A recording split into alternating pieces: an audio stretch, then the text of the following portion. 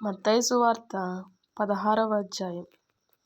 అప్పుడు పరిసయ్యులును సద్దూకయ్యులును వచ్చి ఆయనను శోధించుటకు ఆకాశము నుండి ఒక సూచక క్రియను తమకు చూపుమని ఆయనను అడుగగా, ఆయన ఇట్లనెను, సాయంకాలమున మీరు ఆకాశము ఎర్రగా ఉన్నది గనుక వర్షము కురియదనియు, ఉదయమున ఆకాశము ఎర్రగాను మబ్బుగాను ఉన్నది గనుక నేడు గాలివాన వచ్చుననియు చెప్పుదురు గదా.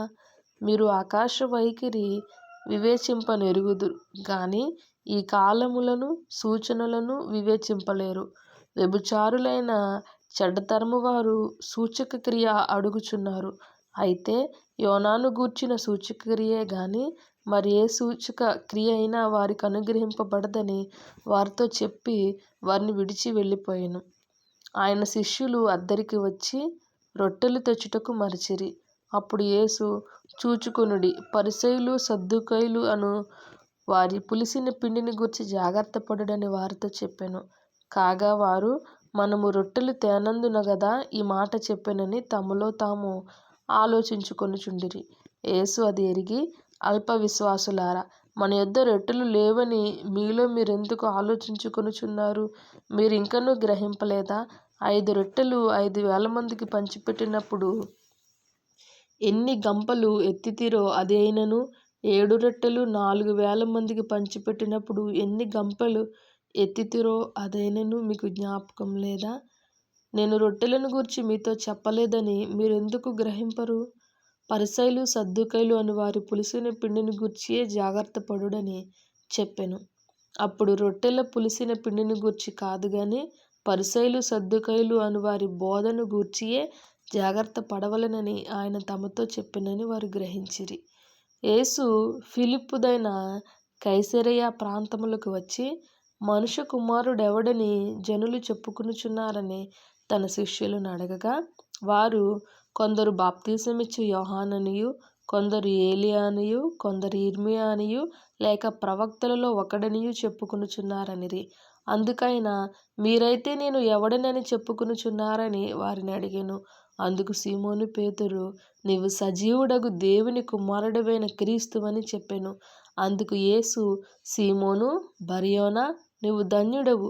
పరలోకమందున్న నా తండ్రి ఈ సంగతి నీకు బయలుపరచెనే కాని నరులు నీకు బయలుపరచలేదు. మరియు నువ్వు పేతురువు, ఈ బండ మీద నా సంఘమును కట్టుదును. పాతాళ లోక ద్వారములు దాని ఎదుట నిలువ నేరవని నీతో చెప్పుచున్నాను.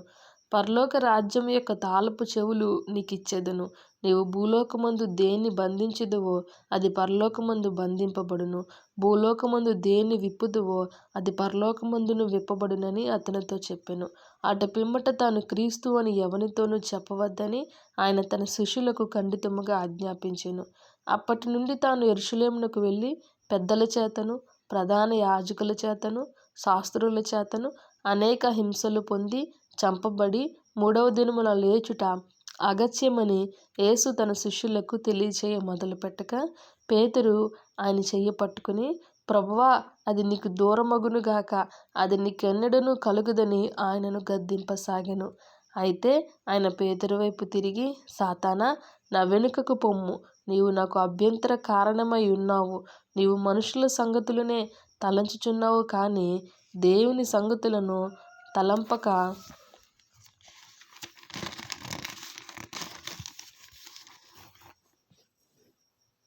ఉన్నావని పేతురుతో చెప్పెను.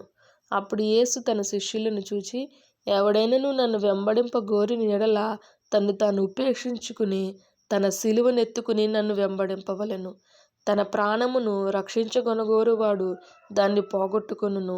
నా నిమిత్తము తన ప్రాణమును పోగొట్టుకొనువాడు దాన్ని దక్కించుకొనును.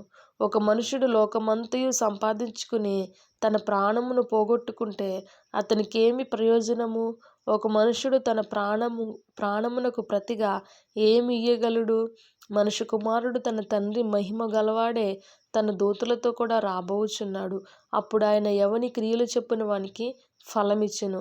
ఇక్కడ నిలిచిన వారిలో కొందరు మనుష్య కుమారుడు తన రాజ్యముతో వచ్చుట చూచు వరకు మరణము రుచి చూడరని నిశ్చయముగా మీతో చెప్పుచున్నానెను.